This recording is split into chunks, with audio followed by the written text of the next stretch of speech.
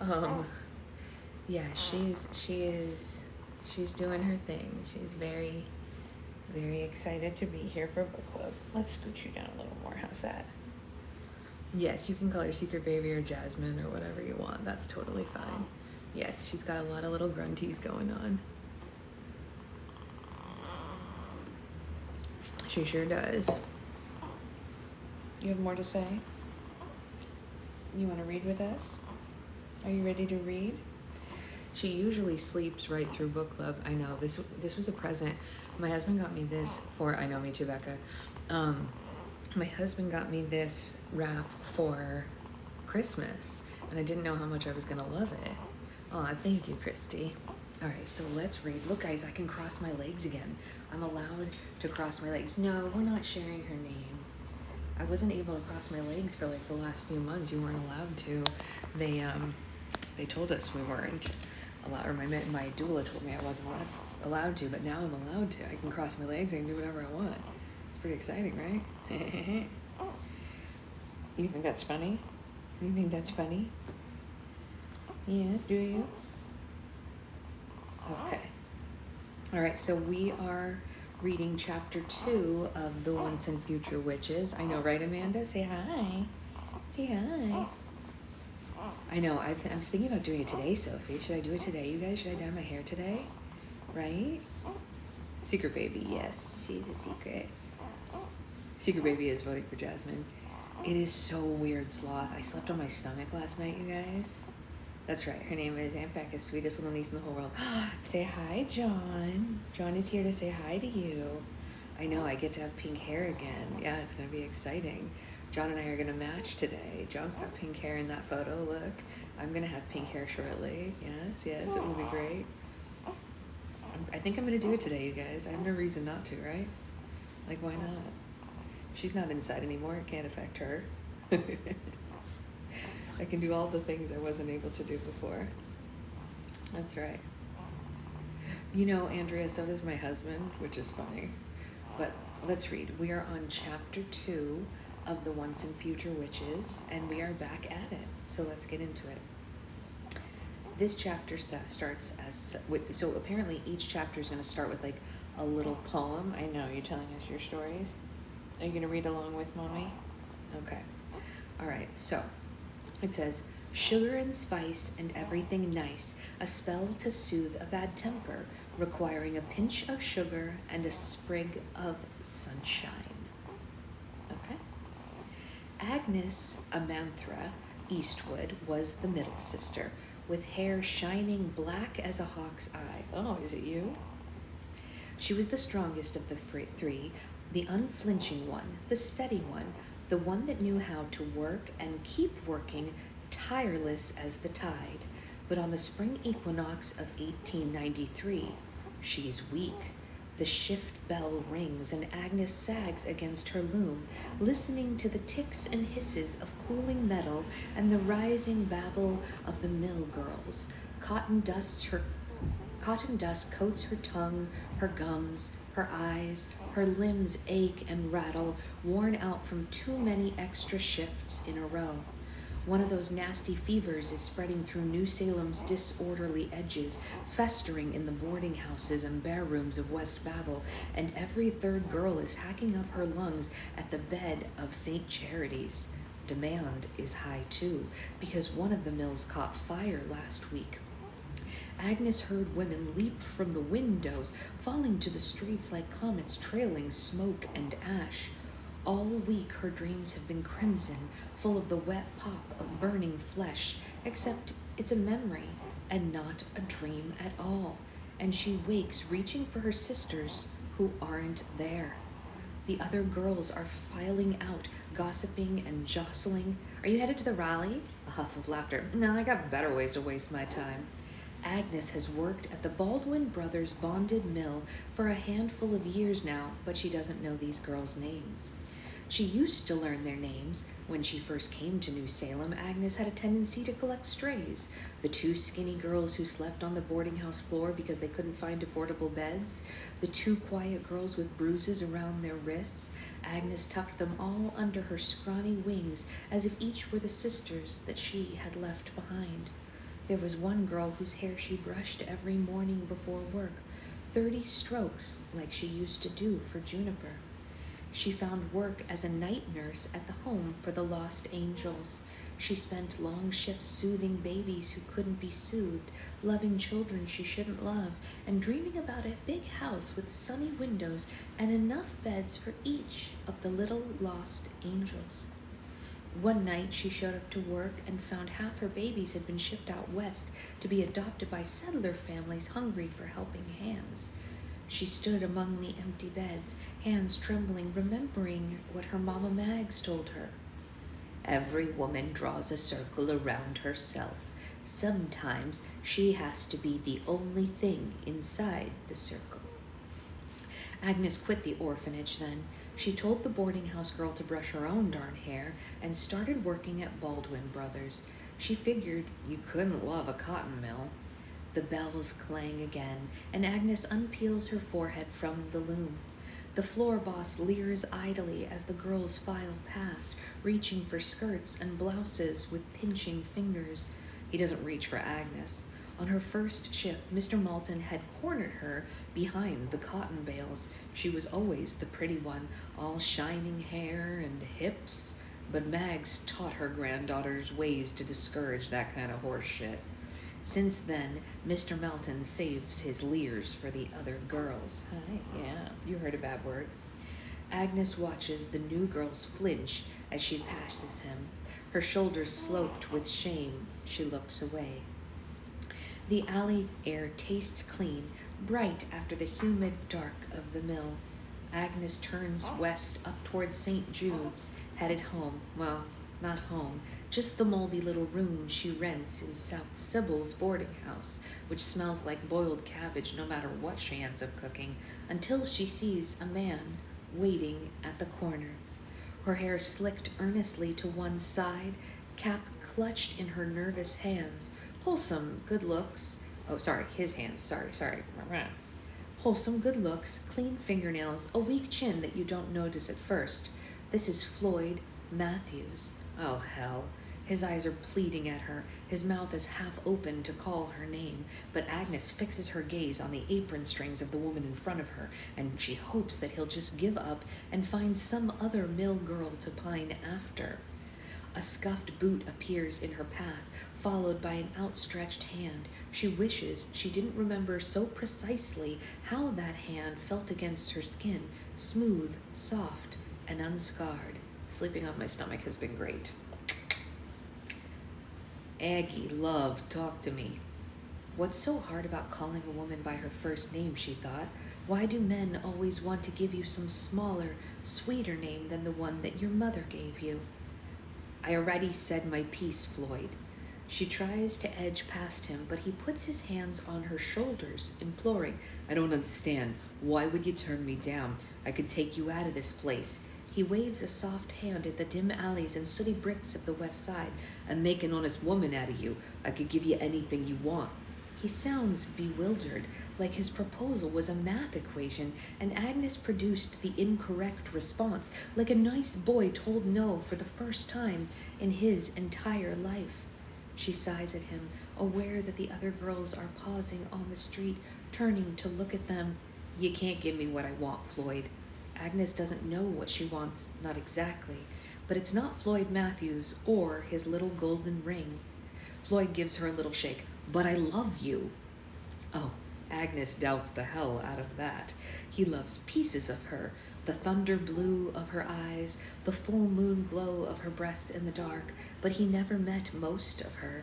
If he peeled back her pretty skin, he'd find nothing soft or sweet at all, just busted glass and ashes and the desperate animal's will to stay alive.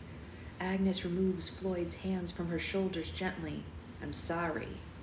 She strides down St. Mary's with his voice ringing behind her, pleading, desperate.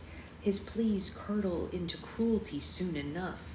He curses her. He calls her a witch and a whore and 100 other names she learned from her dad first.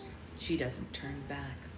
One of the other mill workers, a broad woman with a heavy accent, offers Agnes a nod as she passes by and grunts, Boys, eh? In the same tone, she might say fleas. Oh, that was a good burp. Or pit stains. And Agnes almost smiles at her before she catches herself. Oh, you know what? We wanted to call her Ariel, but she's a Jasmine. Look at this dark hair. She's got black hair. Yeah, she's got black hair. She did not get Daddy's red hair. No. We thought maybe, but she did not. She got my hair. She has this exact color. She took Mommy's hair. She keeps walking. She dreams as she walks of a home of her own, so big that she has extra beds just for guests. She'll write her little sister another letter. You've got someplace to run to if you want. And then maybe this time her sister would answer. Maybe the two of them could be a family again. No, it's a stupid dream. Agnes learned young that you have a family right up until you don't. You take care of people right up until you can't, until you have to choose between staying and surviving. And by the time she turns on South Sybil, the boarding house is lit up and noisy with the evening talk of working girls and unwed women. Agnes finds her feet carrying her past it, even though her back arches and her stomach is sour and her breasts are heavy and achy. She winds up Spinner's Row and down Lamentation Avenue, leaving the factories and tenements and 36 languages of West Babel behind her, lured forward by a strange, half-imagined tugging behind her ribs. She buys a hot pie from a cart, and a block later she throws it away, acid in her throat. She heads uptown without quite admitting it to herself, and she crosses the Thorn, and the buildings get gander and farther apart. The faded advertisements and tattered playbills replace the fresh campaign posters saying, Clement Hughes for Safer Salem, Gideon Hill, our light against the darkness. Yes, the baby came on Saturday. I was indeed in labor during book club on Saturday and did not know it. Yeah, isn't that funny? I was literally, it's funny, I didn't say anything at the time, but I was definitely like feeling weird during book club, and afterwards I had to go lay down.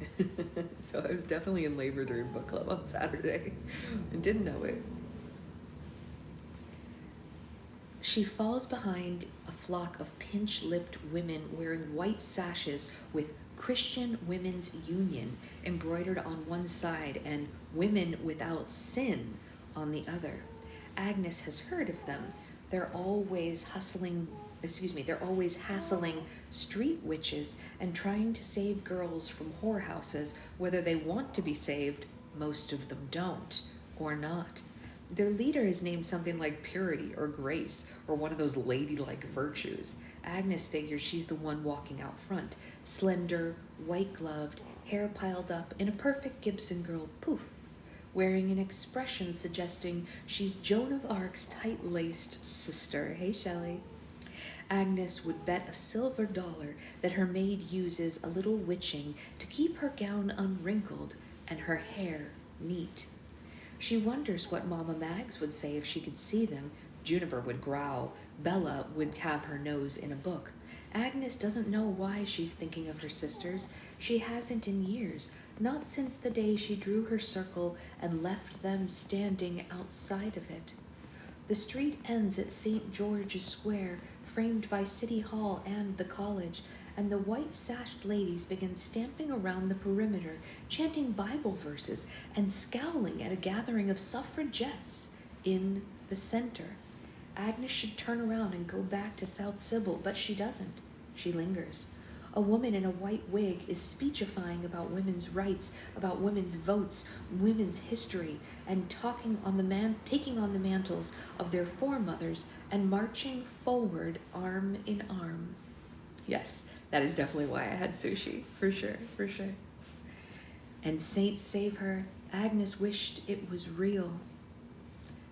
That she could just wave a sign or shout a slogan and step into a better world, one where she could be more than a daughter or a mother or a wife, one where she could be something instead of nothing. Yeah, well, don't forget what you are. But Agnes hasn't believed in witch tales since she was a little girl.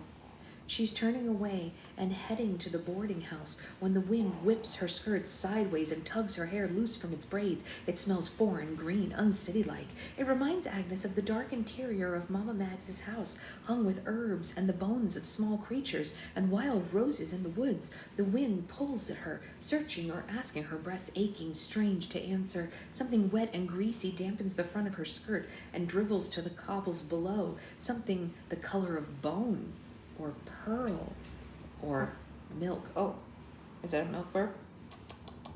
Or milk.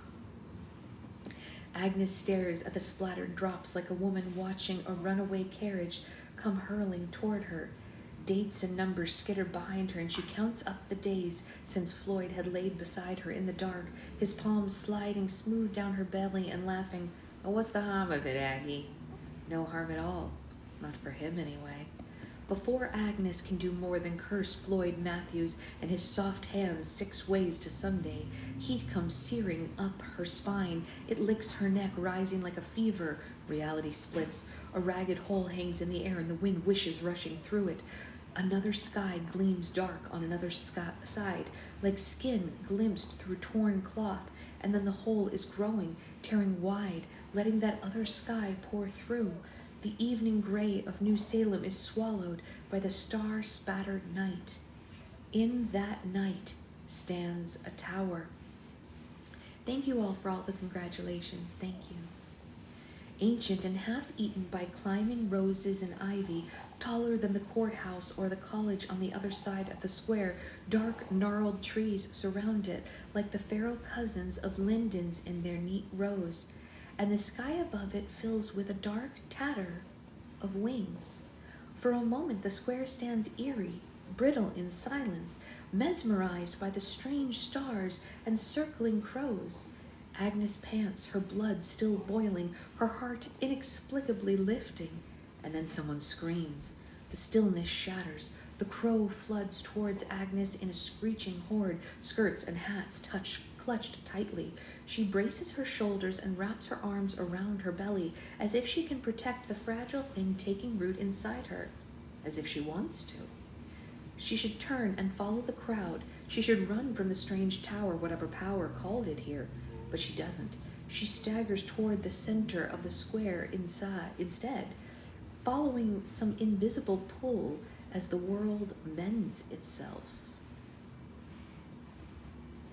Interesting. Okay. I'm going to take a sip of coffee and then we can read some more.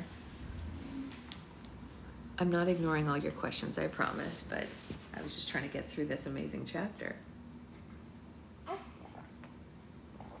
Oh, hi, baby. Hi, baby. Are you cooing to say hi to everybody? You want to make noises for everybody? Yeah, okay. Hi, Brittany. You want to say hi to Brittany? Say hi, Brittany. She's making little, like... I know, bitty baby noises.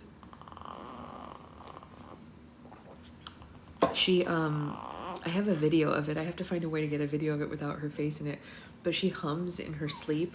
Lori, we're not giving out her name publicly, but we're just calling her Jasmine here because Jasmine's her favorite princess. No more babies for you, Becca. No more babies for you. Yeah, we need to mic her up so we can have baby ASMR. Hi. Oh, yeah. Hi, Helen. I know. She hums in her sleep. It's so funny. Right now, she's just making little grumbly sounds, but when she hums, it's, like, different. You can, like, hear the difference. It's very funny. Very funny. Yes, you can always have baby snuggles. That's right. All right, let's read chapter 3. I hope you guys are loving this so far. I love this book. I think it's pretty fantastic. Yeah, Becca, so if you guys are wondering why you can't see Becca's comments, it's because Becca doesn't have the app right now. So she's texting me because she's watching us on a, I know that's hilarious, Jen, right? Oh, Jen, I got your package yesterday. Becca is watching us from a browser, so she's texting me instead of commenting. She doesn't have the app right now, but she's here with us. I love this book so far, you guys. Yes, she is practicing her vocals already. She's a singer, just like Mommy, right? Are we gonna sing together? Are we gonna do a duet? Yeah? You wanna do a duet with Mommy? No? Rude.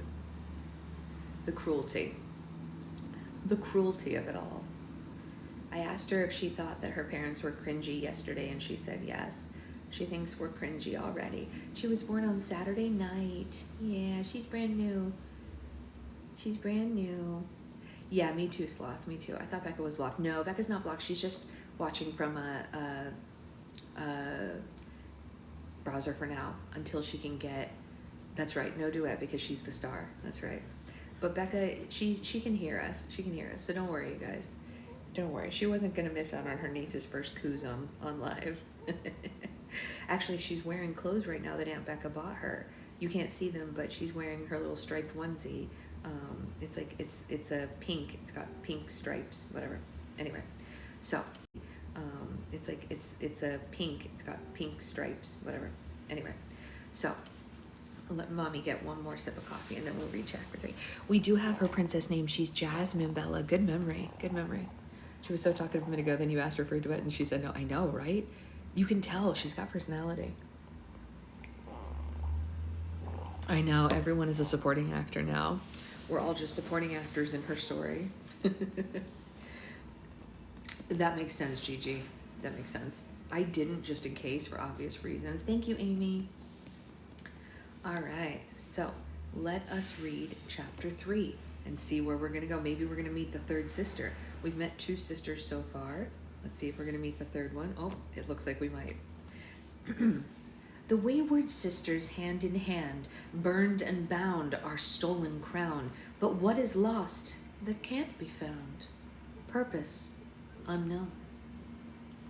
Beatrice Belladonna Eastwood was the oldest sister, with hair like owl feathers, soft and dark and streaked with an early gray. She was the wisest of the 3, the quiet one, the listening one, the one who knew the feel of a book's spine in her palm and the weight of words in the air. Oh, am I Bella? Can we all pick which sister we are? I'm gonna be Beatrice. Everybody pick your sister. Are you Juniper the traveling wanderer one? Are you the hardworking one, or are you the book one? I'll be the book one. We can share though, since there's literally too many of us. We can all just pick our princess. Who do you want to be? Do you want to be Juniper? Do you want to go for an adventure? No? Do you want to be Agnes, the hardworking one? Do you want to be Beatrice with mommy and read books? Do you want me to stop asking you so that you can be your own person? Okay. But on the spring equinox of 1893, she is a fool. She sits in the dust-specked light of her little office in the east wing of Salem College Library, flipping furtively through a newly donated first edition copy of the Sisters Grimm, Children and Household Witch Tales from 1812. I know, I didn't know about that either. She already knows the stories. She knows them so well she dreams in once upon a times and sets of 3s, and she's never held a first edition in her own 2 hands before. It has a weight to it, as if the Sisters Grimm tucked more than paper and ink inside of it. Beatrice flicks to the last page and pauses. Someone has added a verse to the last page and hand-lettered it's there and faded. The wayward sisters, hand in hand, burned and bound our stolen crown. But what is lost that can't be found? There are more lines below these, but they're lost to the blotches and stains of time. I know, right, Naisa? That's what I was thinking. I was like, wait, is this real? Isn't it especially strange to find words written in the back of an old book? Beatrice has been a librarian for... You want to go to the library? Beatrice has been a librarian for 5 years, and she's seen much worse, including a patron who used a raw strip of bacon as a bookmark. Hey, Brittany. But it's a little strange that Beatrice recognizes these words, that she and her sisters sang them when they were little girls back in Crow County. Beatrice always thought it was one of Mama Mags's nonsense songs, a silly rhyme that she made up to keep her granddaughters busy while she plucked rooster feathers or bottled Jezebel root. But here it was, scrawled in an old book of witch tales. Beatrice flipped several onion-skin pages and finds the title of the last tale printed in the scrolling script. Surrounded by a dark tangle of ivy, says, The Tale of St. George and the Witches. Well, it's never been one of her favorites, but she reads it anyway. Thank you, Brittany. It's the usual version. Once upon a time, there were 3 wicked witches who loosed a terrible plague on the world, but brave St. George of Hyle rose against them. He purged the witching from the world, leaving nothing but ashes behind him. Finally, the maiden, the mother, and the crone just remained, the last and the wickedest of the witches. They flew to Avalon and they hid a tall tower. But in the end, St. George burned the 3 and their tower with them.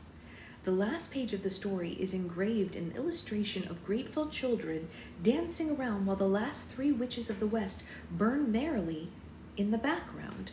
Mama Mags used to tell the story different, though. Beatrice remembers listening to her grandmother's stories as if they were doors to someplace else, someplace better. Later, after she was sent away, she would lie in her narrow cot and retell them to herself again and again, rubbing them like lucky pennies between her fingers. Sometimes she can still see the walls of her room at St. Hale's, perfect ivory closing like teeth around her. She keeps such things locked safe inside parentheses, like her mother taught her. All right, bye, Brittany. We'll see you later. A voice raised rings from the square through her office window, startling her.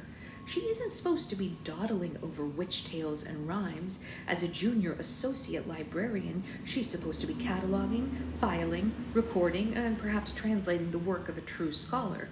Right now, there are several hundred pages of illegible handwriting piled on her desk from the professor at the School of History. She's only typed the title page, The Greater Good, an ethical evaluation of Georgian institutions during the Purge. But she can already tell it's going to be one of those bloodthirsty books that relish every gory detail of the purges, the beatings and the brandings, the metal bridles and their hot iron shoes, and the women burned with their babes still held in their arms. It will be popular with morality party types, the saber rattlers and the churchgoers who rather admire the French Empire's bloody campaign against the war witches of Denomy, who are eager to see similar measures taken up against the witches of the Navajo and Apache and the stubborn Choctaw still hold up in Mississippi.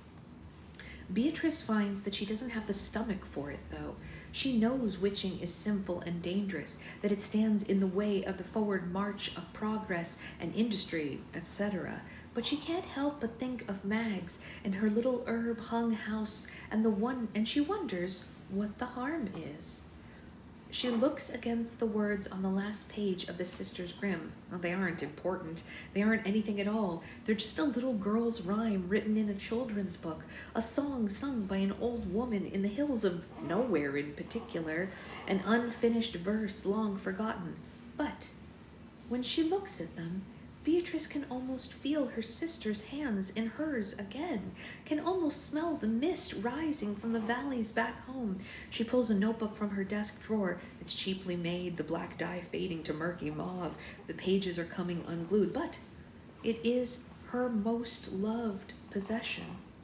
It was her very first possession, the first thing she purchased with her own money after she left St. Hale's. It was, thank you, Haley. The notebook itself is filled with witch tales and nursery rhymes, stolen scraps and idle dreams, and anything that catches Beatrice's eye. If she were a scholar, she might refer to her notes as research. She might imagine it typed and bound on a library shelf and discussed in university halls, but she isn't, and it won't be. Now she copies the verse of Wayward Sisters into the little black book, beside all the other stories that she'll never tell, and spells she'll never work. She hasn't spoken so much as a single charm or a cantrip since she left home, but something about the shape of the words on the page, written in her own hand, they tempt her tongue. She has a wild impulse to read them aloud, and Beatrice isn't a woman subject to such wild impulses. She learned young what happens to women who indulge themselves when she tastes a forbidden fruit. Don't forget what you are, her daddy told her, and Beatrice hasn't. And yet, Beatrice cracks her office door to check the college halls. She is entirely alone. She swallows. She feels a tugging somewhere in her chest, like a finger hooked around her ribcage, and she whispers the words aloud. The wayward sisters, hand in hand. They roll around in her tongue like summer sorghum, hot and sweet, burned and bound our stolen crown. The heat slides down her throat and coils in her belly as she says, "But what is lost that can't be found?" Beatrice waits, blood simmering. Nothing happens, naturally. Tears, absurd, foolish tears prick her eyes. Did she expect some grand magical feat? Flights of raven, flocks of fairies? Magic is a dreary, dreadful thing, more useful for whitening one's socks than summoning dragons. And even if Beatrice stumbled on an ancient spell, she lacks the witch blood to wield it. Books and tales are as close as she can come to a place where magic is still real, where women and their words have power. Thank you. Beatrice often feels suddenly cluttered. Let me reread that. I read that very poorly. Sorry, guys. Let's back up a second. Beatrice is often suddenly feels cluttered and stuffy. She stands so abruptly that her chair screeches across the tile, and she fumbles a half cloak around her shoulders. She strides from her office and clicks down the tidy halls of Salem College, thinking what a fool she was for even trying, for hoping. Mr. Blackwell, the director of special collections, blinks up from his desk as she passes. "Evening, Miss Eastwood. In a hurry?" Mr. Blackwell is the reason Beatrice is a junior associate librarian. He hired her but a diploma from St. Hale's, based purely on their shared weakness for sentimental novels and penny papers. Hi, Aunt Grayson. You want to say hi to Aunt Grayson? She came to say hi to you. Grayson, you are going to love this book if you have a chance to catch up on it. Often, Beatrice lingers to chat with him about the day's findings and frustrations, the new version of the East of Sun, the West of the Witch. She found in translation or the newest novel from Miss Hardy's, but today she merely gives this man a thin smile and she hurries out into the graying evening. Oops, sorry guys. I didn't mean to hit that. Sorry about that. That was an accident. She hurries out into the graying evening with his worried eyes watching her. She's halfway across the square, shoving through some sort of rally or protest when the tears finally spill over, pulling against the wire rims of her spectacles before splashing to the stones below. Heat hisses through her veins. An unnatural wind whips towards the center of the square. It smells like drying herbs and wild roses, like magic. That foolish hope returns to her, and Beatrice wets her wind-scoured lips and says the words again. The wayward sisters, hand in hand. But this time she doesn't stop. No, she can't stop, but returns to the beginning in a circling chant. It's as if the words are a river or an unbridled horse carrying her helplessly forward. There's a rhythm to them, a heartbeat that skips the end of the verse, stuttering over missing words. The spell shambles onward, careening, not quite right, and the heat builds. Her lungs are charred, her mouth is seared, her skin fevered. Dimly, Beatrice is aware of things outside of herself, the splitting open of the world, the black tower hanging against the star-flecked sky, hung with thorns and ivory and crows reeling overhead. Her own feet are carrying her forward, following the witch wind into the middle of the square, but then the fever blurs her vision and swallows her whole. None of Mama Mags's spells ever felt like this. Like the song she can't stop singing, like a bonfire beneath her skin. Beatrice thinks it might become a pyre if she keeps feeding it. She stutters into silence. The world shudders. The ripped open edges of reality flutter like tattered cloth before drawing together again, as if some great unseen seamstress is stitching the world back together. The tower and the tangled wood and the foreign night vanish, replaced by the ordinary gray of a spring evening in the city. Beatrice blinks and thinks, that was witching. True witching, old and dark and wild as midnight. Everything tilts strangely in Beatrice's vision, and she tips downward into the darkness, and she falls half dreaming there into the waiting arms waiting to catch her, sturdy and warm. And a woman's voice says her name, except it isn't her name anymore. It's the lost name that her sisters used when they were still foolish and fearless, Bella. And it begins to rain. Juniper is howling like a moon-drunk dog, reveling in the sweet heat of power coursing through her veins, the feather-soft beating of wings above her when the tower disappears. It leaves the square in teeming, shrieking chaos. Every hat is blown askew, every skirt is ruffled, every hairpin failing its duties. Even the neatly trimmed linden trees look a little wilder. Their leaves are greener. Their branches are spreading like autumn antlers. Juniper is chilled and dazed, emptied out, except for a strange ache in the center of her, a want so vast that it can't fit behind her ribs. She looks up to see the two other women standing near her, forming a circle in the middle of the screaming stampede of St. George's Square. In their faces, Juniper sees her own want shining back at her, a hollowed cheek hunger for whatever the hell was that they just saw in the hanging sky, calling them closer to one another. One of the women sways and says, "Oh," in a hoarse voice, like she's been standing too long over a cook fire. She blinks at Juniper through fever-slicked eyes before she falls. And Juniper drops her staff and catches her before her head cracks against the stone. She's light, feather fragile in Juniper's arms, and it's only Juniper who lays her head down and resettles her crooked spectacles on the woman's nose.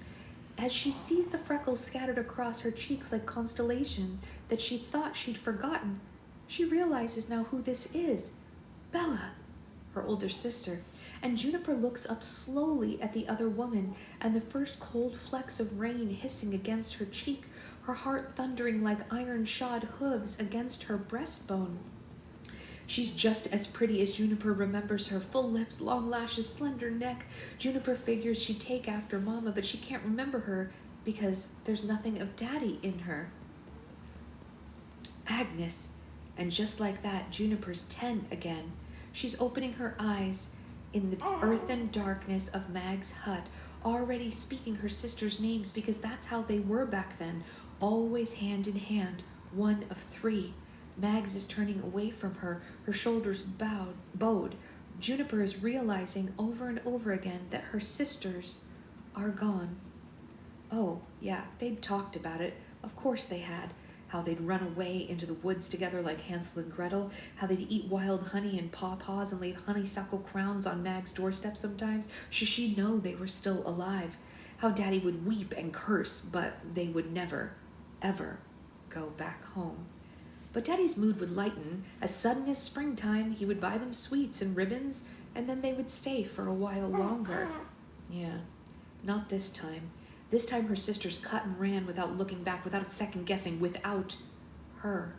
Juniper took off down the mountainside as soon as she understood, stumbling, limping, and her left foot was still blistered and raw from the barn fire.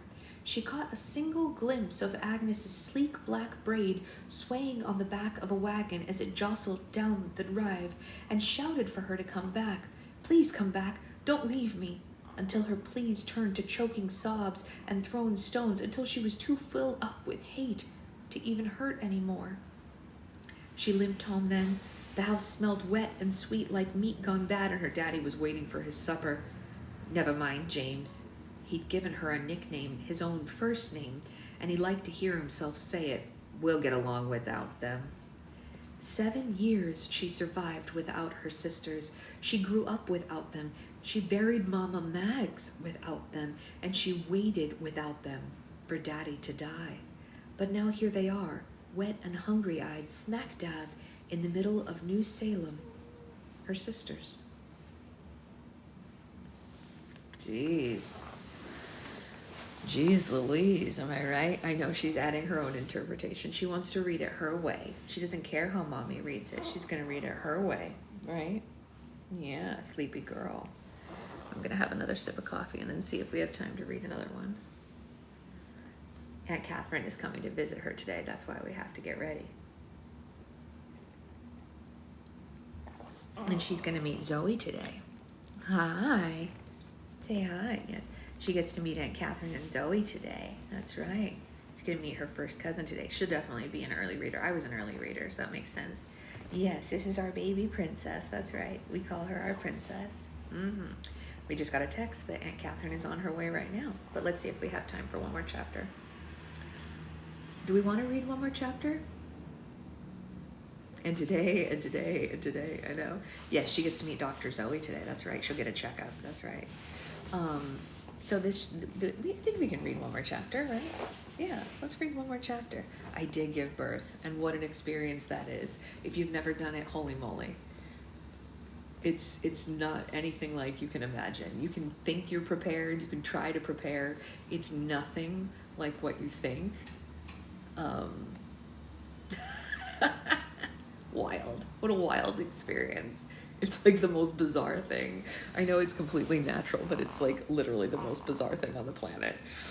Anyway, you don't know until you know. Like it's yeah. She came a little bit early, but not too early. It's so true, right, Amanda? You can prepare and you can read and you can ask questions, but you can't grok it. You just can't mentally.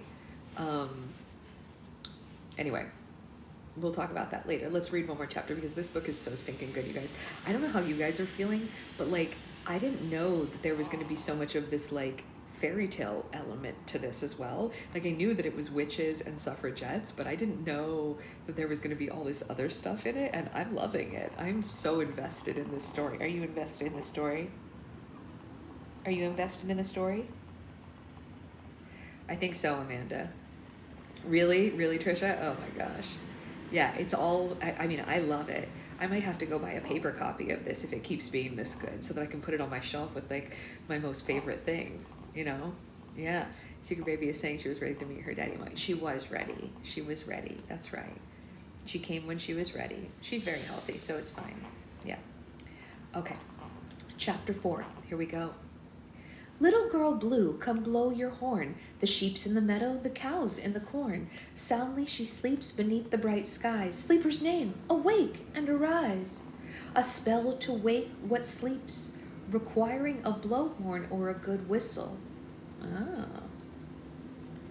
Agnes, Amaranth, does not feel the cold hiss of rain against her skin. She doesn't see the two women crouched beside her, freckled and black-haired like reflections of hangings in a pair of mirrors.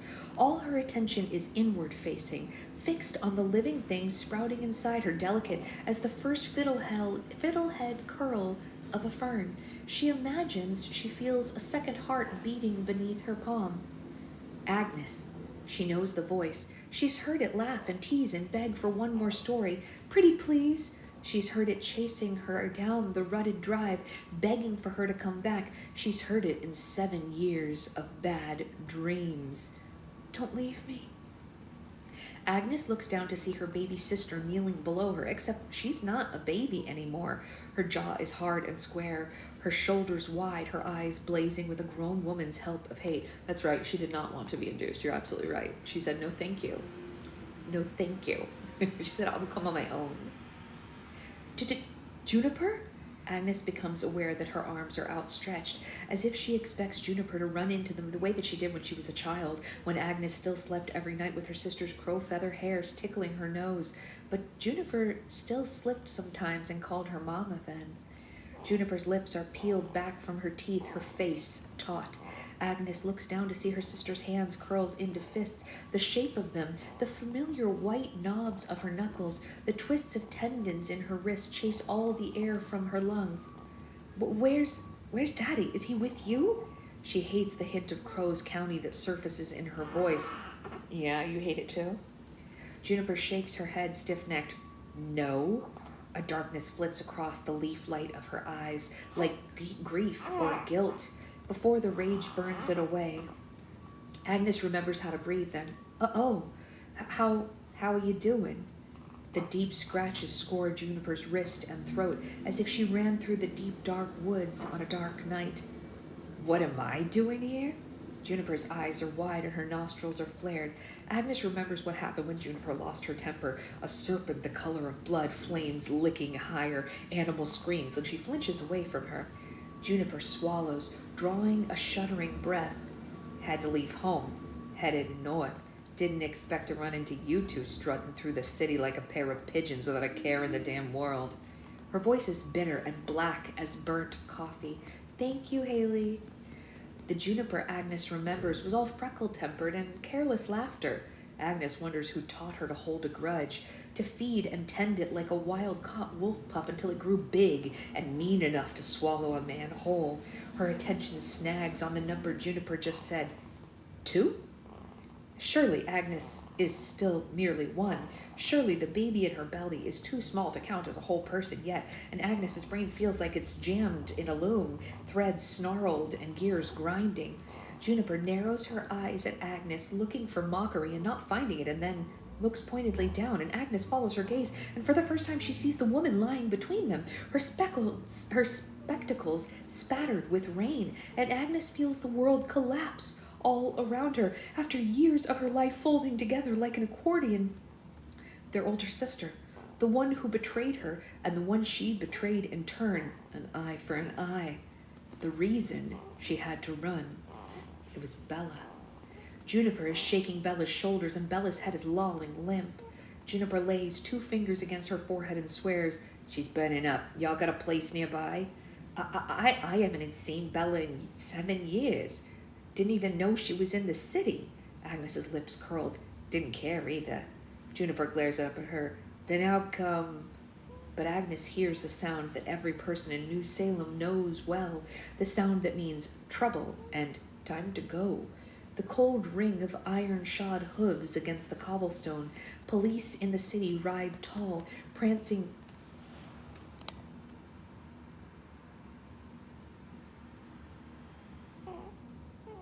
It once again does not think I'm a human. I'm a human, and I also made a second human, but it still doesn't believe that I'm a human.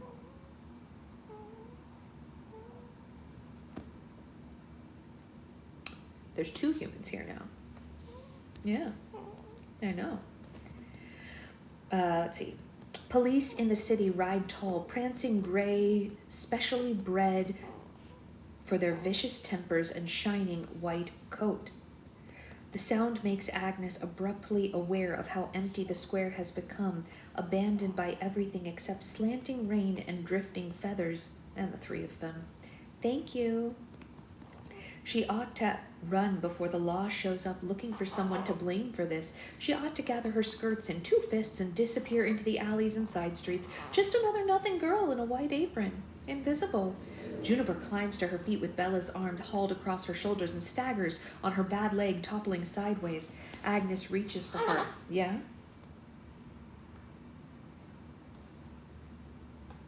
Are we waking up? Yeah, just a little bit. Agnes reaches for her and she catches her wrist, and Juniper clutches her arm, steadying herself. And for half a second, the 2 of them are face to face, hands wrapped around each other, flesh warm through thin cotton. Agnes lets go first. She bends and hands her sister the red cedar. Lets go first. She bends and hands her sister the red cedar staff, rubbing her palm against her skirt as if the wood burned her. Without quite deciding to, she's thinking not much at all, and she shoves her shoulders against Bella's other side. Their oldest sister sags between them like wet laundry on a line. Agnes hears herself say, "Come with me." Beatrice is drifting, burning, floating like a cinder above some unseen fire. Voices hiss and whisper around her. "Hurry, for Saint's sake!" Her feet wobble and slide beneath her mutinously. Her spectacles swing madly from one ear. She blinks and sees the coal-scummed walls of the west side alleys passing on either side, laundry strung overhead like the many-colored flags foreign countries have, dripping down in the rain and darkening the sky and the hot glow of gas lamps. There are 2 women running beside her, half carrying her. One of them limps badly, her shoulders falling, catching her breath beneath Beatrice. The other one swears beneath her breath, fingers white around Beatrice's wrist. Their faces are nothing but bright blurs in Beatrice's vision, but their arms are warm and familiar around her. Her sisters, the ones she misses the most at St. Hale's, but the ones who never came to rescue her. The ones who are here now, running beside her down the rain-slicked streets of New Salem. Juniper never thought that much about her sisters' lives after they left Crow County. They just walked off the edges of the page and vanished, a pair of unfinished sentences, but she thought a lot about what she'd say if she ever saw them again. You left me behind, and you knew what he was, and you all left me alone with him. Her sisters would weep and tear their hair with guilt. Please, they would beg, forgive us. Juniper would stare down at them like God casting the first witch from the garden, fire and brimstone in her eyes. No, she'd say, and her sisters would spend the rest of their sorry-ass lives wishing they'd loved her better. Juniper doesn't say a word as they lurch through the twisting streets, turning down unmarked alleys and slanting through empty lots. She says nothing as they arrive at a grim-looking boarding house, stained with clapboard walls and wooden crosses hanging in the windows. She's silent as they shuffle Bella past the landlady's apartment and up 2 flights of creaking stairs, through a door bearing a brass number 7 and cross-stitched verse, "Let a woman live in quietude." Timothy 2:11. Agnes's room is dim and mildewed, containing nothing but a thin mattress on an iron frame and a cracked mirror and a rusty stove that looks like it would struggle to heat a tin cup of coffee. Brownish stains bloom on the ceiling. Unseen creatures scatter and nibble on the walls. It makes Juniper think of a jail cell or a cheap coffin or the cellar back home, the cellar back home, black and wet, empty except for cave crickets and animal bones and the long-ago tears of little girls. A chill shivers down her spine. Agnes heaves Bella onto the thin mattress and stands with her arms crossed. The lines on her face are deeper than Juniper remembers. She thinks of the witch tales about the young women cursed to an age of years for every day that they live. Agnes bends to light a puddle stub of candle. She shoots Juniper a prickly, half-ashamed shrug. Out of lamp oil. Juniper watches her sister stumbling around in the flickering light for a minute before she pulls a crooked wand of pitch pine from her pocket and touches the end of it to the slumping candle. She whispers the words that Mama Mags taught her, and the wand glows a dull orange that brightens to a beaten gold, as if an entire summer sunset has been caught and condensed. And Agnes snares at the wand, her face bathed in the honeyed light. You always pay better attention to Mags than us. Juniper pinches the guttering candle wick between her fingers and shrugs one shoulder. Used to. She died in the winter in 91. Juniper could have told her more, how she dug and filled the hole herself to save the cost of a grave digger, and how the dirt rang hollow onto the coffin lid, how every shovelful took some of herself along with it until she was nothing but bones and hate, and how she waited for 3 days and 3 nights by the graveside, hoping that Mama Mags might love her enough to let her soul linger. Ghosts were at least 7 different kinds of sin, but they never lasted more than an hour or 2. Sin never bothered Mama Mags before, though. The gray stayed still and silent, and Juniper stayed lonely. All Mags had left behind was her brass locket, the one that used to have their mother's hair all curled like a silky black snake inside of it. Juniper doesn't say any of that, though. She lets the silence congeal like grease in a cold pan. You should have written. I'd have come home for the funeral. There's a hint of an apology in Agnes's voice, and Juniper wants to bite her for it. Oh, would you have?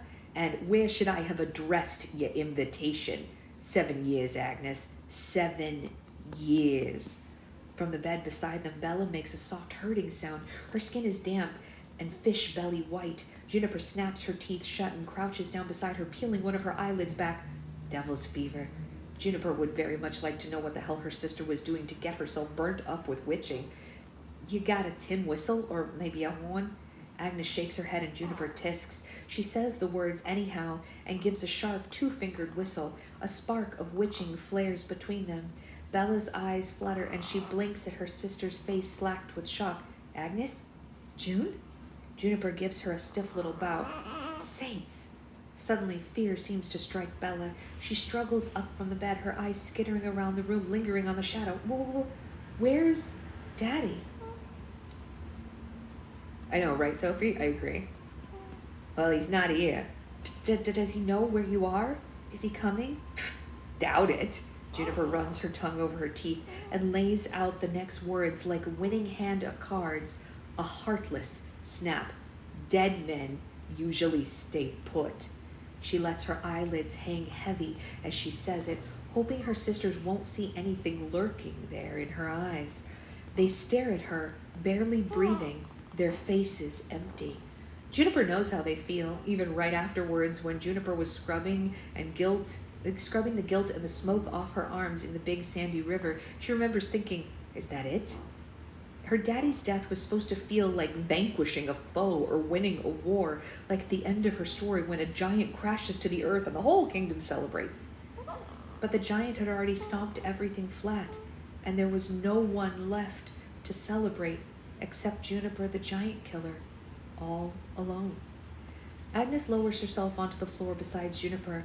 After a while, she says, "So how come you left? Who's watching the farm?" Juniper answers her second question. "Cousin Dan." "That dumb shit? He owns it now.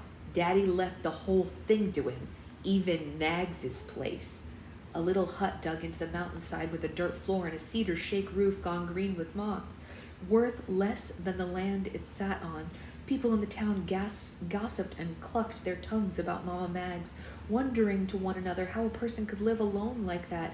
But it sounded all right to Juniper.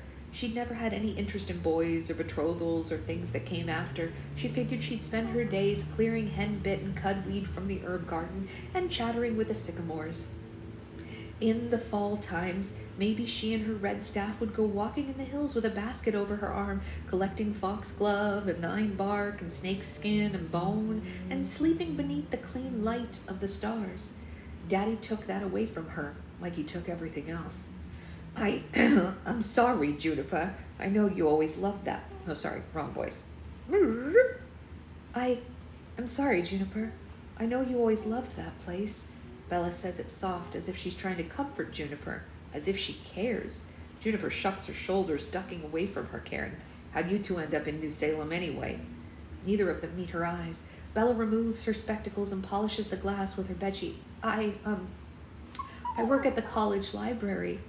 Agnes gives a small, humorless laugh and mimics Bella's chopped short vowels, her school teacher's voice. Well, I work for the Baldwin brothers at the cotton mill. Juniper sees their eyes meet, cold and cutting, and wonders what in the hell they have to hold against one another. They weren't the ones who left it. They weren't the ones who were left in the lion's den.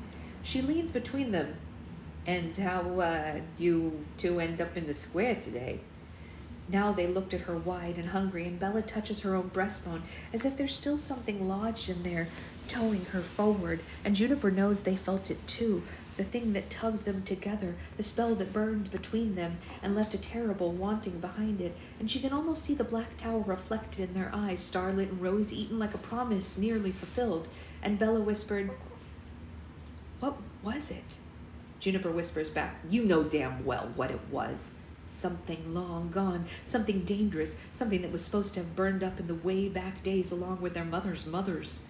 Bella hisses, "Witching," just as Agnes says, "Trouble."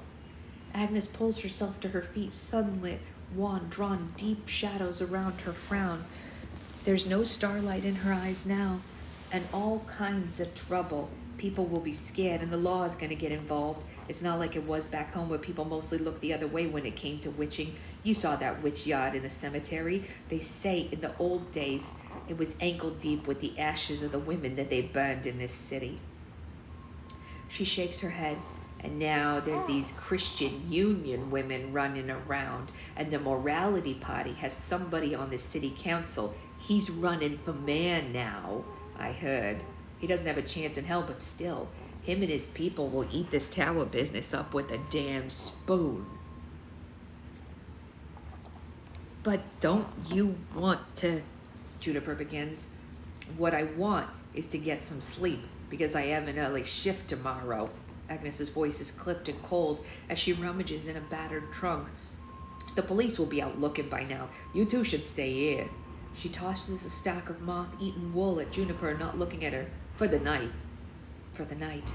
Not forever. Not happily ever after. No, of course not. Agnes spreads her own blanket on the floor and rolls a spare skirt into a pillow. Bella struggles upright, gesturing Agnes to her own bed, but Agnes ignores her. She lies down on the floor with her body curled. Yeah? Good morning. A tight nautilus shell around her own belly, and Juniper glares resentfully at her back before whispering to the pitch pine wand. The witch light fades, and the room darkens from the summer gold to winter gray. Juniper lies on the floor beside Agnes and tries to keep her fists from clenching and her teeth from grinding. Your coffee's over there, babe. Oh, no, she's covered. She's fine. She's all tucked in here. We're almost done. There's only 5 minutes in this chapter. The witch light fades, and the room darkens from summer gold to winter gray. Juniper lies on the floor beside Agnes and tries to keep her fists from clenching and her teeth from grinding. Her body is strung tight from a night and a day spent running, sleeping only in rattling snatches on the train. She shuffles and tosses and thinks of their old 4-poster bed at the attic. She had trouble sleeping even as a girl, counting the whip-poor wills calling and waiting for their daddy's unsteady steps to fall quiet. On bad nights, Agnes would stroke her hair and Bella would whisper witch tales in the dark. "You up, Belle?" The sound of her own voice surprises Juniper. "You still remember any stories?" At first she thinks that Bella won't answer her. Will she tell her that she's too old for tales of maidens and crones and spinning wheels? But her voice rises above the creak and rustling of the boarding house, and Juniper can almost believe she's still 10 years old, still one of 3 instead of one alone. Yes, once upon a time.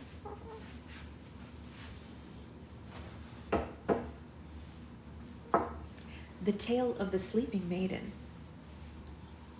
Once upon a time there was a king and a queen who longed for a child but couldn't have one.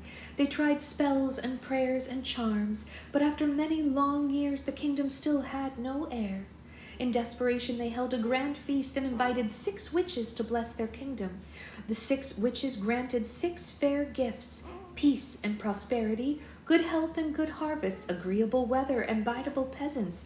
But just as the feast was ending, a 7th witch arrived. She was young and graceful and had the sort of face that launches ships and eats hearts. She wore a coal-black adder twined around her left arm and a sharp-toothed smile on her lips. She told the king and queen that since they failed to invite her to their feast, she brought a curse instead of a blessing. And one day a young maiden would prick her finger on a spindle, and the castle would fall into endless sleep from which no one could wake it. The king took all reasonable precautions. He ordered all the spinning wheels burned and permitted no unwed women within the castle walls. He kept his throne for 21 years, until the day a strange maiden arrived at the castle gates. The guard should have turned her away, but it had been too long since the 7 witch had been seen, and the maiden knew the ways and the words to make them forget their orders. She wore her familiar like a black glass necklace around her throat. The maiden strode unseen into the castle. I know. I'll hold her. Smiling as she went until... She's fine. Sure. Yeah. Until she climbed the top of the tallest tower where she was spinning and waited for her. The spinning wheel waited for her. She reached her pale finger to the spindle's end.